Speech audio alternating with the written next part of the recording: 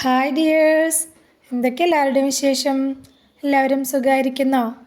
ഇന്ന് ഞാൻ ചെറുപയർ പരിപ്പ് വെച്ച് ചെയ്തെടുത്തിട്ടുള്ള നല്ലൊരു സോഫ്റ്റ് ആയിട്ടുള്ള നല്ല ഹെൽത്തി ആയിട്ടുള്ള ഒരു ഇഡ്ഡലിയുടെയും അതുപോലെ തന്നെ നല്ല മൊരിഞ്ഞ നല്ല പേപ്പർ പോലത്തെ ദോശയുടെയും റെസിപ്പിയും കൊണ്ടാണ് വന്നിട്ടുള്ളത്. അപ്പോൾ നമ്മളിത് അരിയാഹാരമൊന്നും കഴിക്കാൻ പറ്റാത്തവർക്ക് നല്ല ഹെൽത്തി ആയിട്ട് തന്നെ കഴിക്കാൻ പറ്റിയിട്ടുള്ള നല്ലൊരു റെസിപ്പിയാണ് കേട്ടോ. അപ്പോൾ വീഡിയോയിലേക്ക് പോകുന്നതിന് മുമ്പ് വീഡിയോ എല്ലാവരും ഒന്ന് സ്കിപ്പ് ചെയ്യാതെ മുഴുവനായിട്ട് കാണാൻ ശ്രമിക്കണേ. അപ്പോൾ നമുക്കിത് എങ്ങനെ ഉണ്ടാക്കുന്നത് നോക്കിയാലോ? അതിനായിട്ട് ആദ്യം തന്നെ ഒരു ബൗൾ എടുത്ത് വെച്ചിട്ടുണ്ട്.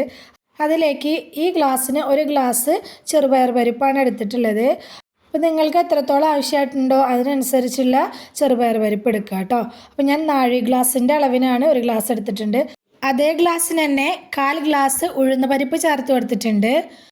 പിന്നെ ഒരു 1/2 ടീസ്പൂൺ ഉലുവ ചേർത്ത് കൊടുത്തിട്ടുണ്ട്. നിങ്ങൾക്ക് വേണമെങ്കിൽ 1/4 ടീസ്പൂൺ മതിയെങ്കിൽ അത്രയും ചേർത്ത് കൊടുത്താൽ മതിയിട്ട്. ഞാൻ 1/2 ടീസ്പൂൺ ചേർത്ത് കൊടുത്തിട്ടുണ്ട്. ഇനി ഇത് നന്നായിട്ട് തന്നെ വാഷ് ചെയ്തെടുക്കണം.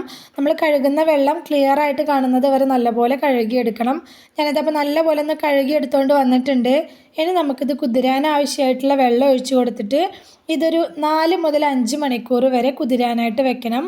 അതിൽ കൂടുതൽ സമയം വെക്കേണ്ടതില്ല കേട്ടോ. ആ സമയം കൊണ്ട് തന്നെ നമുക്കിത് നന്നായിട്ട് കുതിർന്ന് കിട്ടും. ഞാനിതപ്പോൾ ഒരു 5 മണിക്കൂറോളം കുതിരാനായിട്ട് വെച്ചിട്ടുണ്ട്. 5 മണിക്കൂറിന് ശേഷം ഞാനിത് അരച്ചെടുക്കാൻ പോവുകയാണ്. ഇതാണ്ടോ നമ്മുടെ ഉഴുന്ന് പരിപ്പും അതുപോലെ തന്നെ ചെറുപയർ പരിപ്പും ഉലുവയും ഒക്കെ നല്ല പോലെ ഒന്ന് കുതിർന്ന് വന്നിട്ടുണ്ട്. ഇനി നമുക്കിത് അരച്ചെടുക്കാം. ഞാനിപ്പോൾ 2 തവണ ആയിട്ടാണ് അരച്ചെടുക്കുന്നത്. അരച്ചെടുക്കാനായിട്ട് മിക്സഡ് ജാറിലാണ് ഞാൻ ഇട്ട് കൊടുക്കുന്നത്. ഗ്രൈൻഡറൊന്നല്ല ഉപയോഗിക്കുന്നത്. ആദ്യം കുറച്ച് ഇട്ട് കൊടുക്കുക. എന്നിട്ട് ഇതിലേക്ക് നമ്മൾ കുതിരാനായിട്ട് വെച്ചതിൽ നിന്ന് തന്നെ കുറേശ്ശെ വെള്ളം എടുത്ത് ഒഴിച്ചു കൊടുത്തിട്ട് അരച്ചെടുക്കുക. ഇത് അരയ്ക്കാനായിട്ട് ആ വെള്ളം തന്നെ ഉപയോഗിക്കണം കേട്ടോ. അപ്പോൾ ഇത് നമ്മൾ അരിയൊക്കെ അരച്ചെടുക്കുന്നതിനേക്കാട്ടിലൊക്കെ സ്പീഡിൽ തന്നെ പെട്ടെന്ന് അരഞ്ഞു കിട്ടും. ഞാനിതപ്പോൾ ഇത് നന്നായിട്ടൊന്ന് അരച്ചെടുത്തുകൊണ്ട് വന്നിട്ടുണ്ട്. ഇനി ഇതൊരു ബൗളിലേക്ക് ഒഴിച്ചു കൊടുക്കുക. നമ്മൾ അരച്ചെടുക്കുന്ന സമയത്ത് ഒരുപാട് വെള്ളം കൂടി പോവാതിരിക്കാൻ ശ്രദ്ധിക്കണം കേട്ടോ. വളരെ കുറച്ച് വെള്ളം ഒഴിച്ചു കൊടുത്തിട്ട് പോരാന്ന് തോന്നുമ്പോൾ മാത്രം കുറേശ്ശെ വെള്ളം ഒഴിച്ചു കൊടുത്തിട്ട് അങ്ങനെ അരച്ചെടുത്താൽ മതി. ഞാനിതാ 2ാമത്തെ ബാച്ച് ഇട്ട് കൊടുത്തിട്ടുണ്ട്.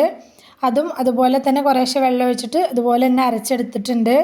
ഇനി ഞാൻ ഇത് മുഴുവനായിട്ട് മിക്സിയിലുള്ളതൊക്കെ ഇതിലേക്ക് ആക്കി കൊടുക്കുന്നുണ്ട്.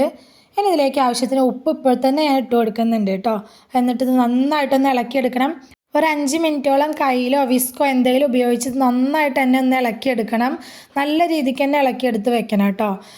ഇതാ അപ്പോൾ അത് നന്നായിട്ടൊന്ന് ഇളക്കിയെടുത്തിട്ടുണ്ട്. ഇതാ ഈ ഒരു കൺസിസ്റ്റൻസിയിൽ വേണം നമ്മൾ മാവ് കലക്കി വെക്കാനായിട്ട്. ഒരുപാട് അങ്ങ് ലൂസാക്കിയിട്ട് മാവ് എടുത്ത് വെക്കരുത് കേട്ടോ. ഞാനിതിലേക്ക് ബേക്കിംഗ് സോഡ ഒന്നും ചേർത്ത് കൊടുക്കുന്നില്ല കേട്ടോ. അപ്പോൾ ബേക്കിംഗ് സോഡ ഒന്നും ചേർത്ത് കൊടുക്കാതെ തന്നെ നമുക്കിത് നന്നായിട്ട് കിട്ടും. ഇനി ഇതൊരു 8 മണിക്കൂറെങ്കിലും കുറഞ്ഞത് ഫെർമെൻറ്റ് ചെയ്യാനായിട്ട് മാറ്റി വെക്കണം. ഇത് പുളിച്ച് വരാനായിട്ട് ഏറ്റവും കുറഞ്ഞ അത്ര സമയമെങ്കിലും എടുക്കും. കാരണം ഇപ്പോൾ നല്ല മഴയും തണുപ്പും ഒക്കെ അല്ലേ, അതുകൊണ്ട് തന്നെ അത്രയും സമയമെങ്കിലും എടുക്കും. ഏറ്റവും കുറഞ്ഞ അത്ര സമയമെങ്കിലും എടുക്കും കേട്ടോ. അതപ്പോൾ നല്ല മഴയും തണുപ്പൊക്കെ ഉള്ള സ്ഥലങ്ങളാണ് എന്നുണ്ടെങ്കിൽ അതിലും കൂടുതൽ സമയമെടുക്കും. ഞാനിതപ്പോൾ ഒരു 9-10 മണിക്കൂറോളം വെച്ചിട്ടുണ്ട് കേട്ടോ. രാവിലെ എടുത്ത് നോക്കുന്ന സമയത്ത് ഇത് അത്യാവശ്യം കുറച്ചൊക്കെ ഒന്ന് പൊന്തി വന്നിട്ടുണ്ട്. ഇതുപോലെ നന്നായിട്ട് തന്നെ പുളിച്ച് വന്നിട്ടുണ്ട്. അപ്പോൾ ഞാനിത് ഇളക്കി കൊടുക്കുന്നുണ്ട്. നമ്മുടെ മാവൊക്കെ നല്ല സെറ്റായിട്ട് തന്നെ വന്നിട്ടുണ്ട് കേട്ടോ. നന്നായിട്ട് തന്നെ പതഞ്ഞ് വന്നിട്ടുണ്ട്. ഇനി ഇത് നമുക്ക് ആദ്യം തന്നെ നന്നായിട്ടൊന്ന് ഇളക്കി കൊടുക്കുക. ഇളക്കി കൊടുക്കുമ്പോൾ നമുക്കിതിലേക്ക് വെള്ളം വേണോ വേണ്ടേ എന്നുള്ളത് നമുക്ക് മനസ്സിലാവും. അപ്പോൾ ഇഡ്ഡലി ചുടുന്ന സമയത്ത് ഒരുപാട് വെള്ളം ഒഴിച്ചു കൊടുക്കരുത്. ഞാനിപ്പോൾ ഇതിലേക്ക് കുറച്ച് വെള്ളം ഒഴിച്ചു കൊടുത്തിട്ടുണ്ട് കേട്ടോ. ഒരു 3-4 ടേബിൾ സ്പൂൺ വെള്ളം ഒഴിച്ചു കൊടുത്തിട്ട് നന്നായിട്ടൊന്ന് ഇളക്കി എടുത്തിട്ടുണ്ട്. ഇനി ഈ മാവ് വെച്ച് നമുക്ക് ആദ്യം ഇഡ്ഡലി ചുട്ട് നോക്കാം കേട്ടോ. അപ്പോൾ ഞാൻ ഇഡ്ഡലി ചെമ്പൊക്കെ അടുപ്പിൽ വെച്ച് കൊടുത്തിട്ടുണ്ട്. ഇഡ്ഡലി ചെമ്പിൽ വെള്ളം തിളച്ച് വരുന്ന സമയത്ത് ഇഡ്ഡലി തട്ട് വെച്ച് കൊടുത്തിട്ടുണ്ട്. ഇഡ്ഡലി തട്ട് ഇങ്ങനെ ഒന്ന് ചൂടായി വരണം കേട്ടോ. ആ ചൂടായി വന്ന സമയത്ത് ഇതിലേക്ക് കുറച്ച് ഓയിലാക്കി കൊടുക്കുക. ആ ഓയിൽ എല്ലായിടത്തും ആവാനായിട്ട് ഒന്ന് ബ്രഷ് വെച്ചിട്ട് ഒന്നങ്ങ് ആക്കി കൊടുക്കുക. അപ്പോൾ ഈ ഇഡ്ഡലി തട്ട് നമ്മളിങ്ങനെ ചൂടായിട്ട് ഇങ്ങനെ വെച്ച് കൊടുക്കുന്ന സമയത്ത് നമ്മൾ മാവ് ഒഴിച്ചിട്ടൊക്കെ ഉണ്ടാക്കുന്ന സമയത്ത് പെട്ടെന്ന് എടുക്കാൻ കിട്ടുന്നതായിട്ട് എനിക്ക് തോന്നിയിട്ടുണ്ട് കേട്ടോ. ഇനി ഇതാ ഇതുപോലെ മാവ് കുറേശ്ശെ കോരി ഒഴിച്ചു കൊടുക്കുക. 2ാമത്തെ തട്ട് ഞാൻ ആദ്യം തന്നെ ഓയിലൊക്കെ തടവി വെച്ചിട്ടുണ്ടായിരുന്നു. അത് ഇതിൻ്റെ മുകളിലേക്കൊന്ന് വെച്ച് കൊടുത്തിട്ടുണ്ട്. ജസ്റ്റ് അതൊന്ന് ചൂടായി വന്ന സമയത്ത് വീണ്ടും മാവ് അതിലേക്ക് ഒഴിച്ചു കൊടുക്കുന്നുണ്ട്. എന്നിട്ട് നമുക്കിത് മുഴുവനായിട്ട് ഒഴിച്ചു കൊടുത്ത ശേഷം മൂടി വെച്ചിട്ട് ഒരു 10 മിനിറ്റ് നമുക്കിത് വേവിച്ചെടുക്കുക. അപ്പോൾ ഇഡ്ഡലി വേവാനായിട്ടൊരു 10 മിനിറ്റൊക്കെ തന്നെ ധാരാളമാണ് കേട്ടോ. പിന്നെ ശ്രദ്ധിക്കേണ്ട ഒരു കാര്യം, മാവ് ഒരുപാട് അങ്ങ് കട്ടിയാവരുത് കേട്ടോ. നല്ലോണം കട്ടിയായി കഴിഞ്ഞാലും നമ്മുടെ ഇഡ്ഡലി സോഫ്റ്റ് ആയിട്ടുണ്ടാവില്ല. അപ്പോൾ ഇഡ്ഡലി ഇങ്ങനെ കട്ടിയായിട്ടിരിക്കും. 10 മിനിറ്റിന് ശേഷം ഞാൻ മൂടി തുറന്ന് നോക്കിയപ്പോൾ നമ്മുടെ ഇഡ്ഡലിയൊക്കെ നല്ലോണം അങ്ങനെ പൊന്തി വന്നിട്ടുണ്ട് കേട്ടോ. അടിപൊളിയായിട്ട് തന്നെ വന്നിട്ടുണ്ട്. ഇതിങ്ങനെ ഇഡ്ഡലി മാവ് ഇങ്ങനെ നമ്മൾ വേവിക്കാൻ വെച്ച ശേഷം ഇങ്ങനെ പൊന്തി വന്ന് നിൽക്കുന്നത് കാണുമ്പോൾ തന്നെ ഒരു സന്തോഷമാണ് അല്ലേ. ഇനി നമുക്ക് ഇഡ്ഡലി തട്ടിൽ നിന്ന് എടുത്ത് മാറ്റാം. എന്നിട്ട് ഒന്ന് ചൂടാറാനായിട്ട് വെയിറ്റ് ചെയ്യുക. ചൂടാറിയ ശേഷം നമ്മൾ ഇതുപോലെ സ്പൂൺ എന്തെങ്കിലും വെച്ചിട്ട് ഒന്നങ്ങ് ഇളക്കിയെടുക്കുമ്പോൾ പെട്ടെന്ന് തന്നെ നമുക്ക് എടുക്കാനായിട്ട് പറ്റും കേട്ടോ. ഒട്ടും തന്നെ ഒട്ടിപ്പിടിക്കുകയൊന്നും ചെയ്യാതെ നമുക്ക് പെട്ടെന്ന് തന്നെ അത് എടുക്കാൻ കിട്ടും. ഈ ഇഡ്ഡലി ഉണ്ടോ ഞാൻ ഒന്ന് പൊട്ടിച്ച് കാണിച്ചു തരാം കേട്ടോ. നല്ല സോഫ്റ്റ് ആയിട്ടാണ് ഈ ഇഡ്ഡലി നമുക്ക് കിട്ടിയിട്ടുള്ളത്. നല്ല ടേസ്റ്റ് ഉണ്ട് കേട്ടോ കഴിക്കാനായിട്ട്. നമുക്ക് ഇഷ്ടമുള്ള ചട്നിയുടെയും ചമ്മന്തിയുടെ ഒക്കെ കൂടെ ഇത് കഴിക്കുക, സാമ്പാറിൻ്റെ കൂടെയൊക്കെ കഴിക്കുക. ഇതേ മാവിൽ തന്നെ കുറച്ച് വെള്ളം ഒഴിച്ച് ലൂസാക്കിയിട്ട് ഞാൻ ദോശ ചുട്ട് നോക്കിയിട്ടുണ്ടായിരുന്നു. അടിപൊളിയായിട്ട് തന്നെ ദോശയും കിട്ടിയിട്ടുണ്ടായിരുന്നു കേട്ടോ. അപ്പം നമ്മുടെ ഉഴുന്നും അരി അരച്ചുണ്ടാക്കുന്ന ദോശയുടെ ആ ഒരു കളറല്ല ഇതിനുള്ളത്, പക്ഷേ നല്ല രസമുള്ളൊരു കളറാണ് കേട്ടോ ദോശയൊക്കെ ചുട്ട് വരുമ്പോൾ സമയത്ത്. അതുപോലെ ഇഡ്ഡലിക്കാണെങ്കിലും ഒരു ലൈറ്റ് യെല്ലോ കളറാണുള്ളത്. ഇതാ വേണ്ടോ നമ്മുടെ ദോശയൊക്കെ നമുക്ക് നല്ല രീതിയിൽ തന്നെ പേപ്പർ പോലെ അത്രയും കനം കുറച്ച് നമുക്ക് പരത്തിയെടുക്കാൻ പറ്റും കേട്ടോ. അപ്പോൾ ഞാൻ ദോശയുടെ മുകളിൽ കുറച്ച് ഓയിലാക്കി കൊടുത്തിട്ടുണ്ട്.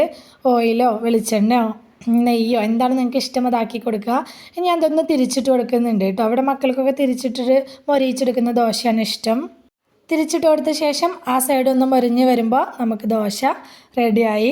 അടിപൊളി ടേസ്റ്റാണ് കേട്ടോ. നിങ്ങൾ എന്തായാലും ഒന്ന് ട്രൈ ചെയ്ത് നോക്കണം. ഞാനിത് നമ്മുടെ തക്കാളി ചട്നിയില്ലേ, പുതിനയിലയും മല്ലിയിലൊക്കെ ഇട്ട് അരയ്ക്കുന്ന, ഉള്ളി തക്കാളിയൊക്കെ ചേർത്ത് അരയ്ക്കുന്ന ചമ്മന്തി, അതിൻ്റെ കൂടെയാണ് ഇത് കഴിച്ചിട്ടുണ്ടായിരുന്നു കേട്ടോ. നല്ല ടേസ്റ്റ് ഉണ്ട്.